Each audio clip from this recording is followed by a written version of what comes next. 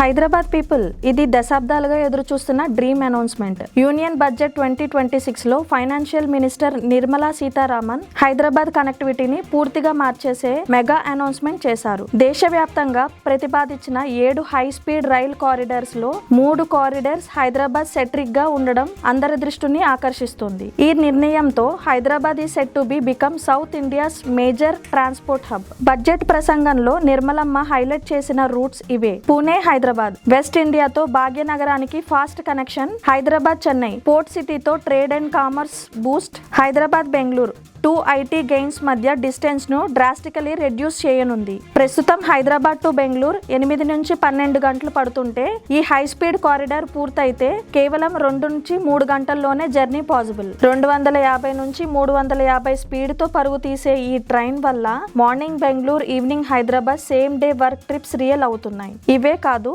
Industrial, logistical parks, thousands of new jobs, tourist Boost, real estate growth కూడా పెరుగుతుంది. నిర్మలమ్మ చెప్పినట్లే ఇది కేవలం రైల్ లైన్ కాదు, India's economic growth corridors. Hyderabad future ఇప్పుడే ఫాస్ట్ ట్రాక్ మీదకి వచ్చేసింది.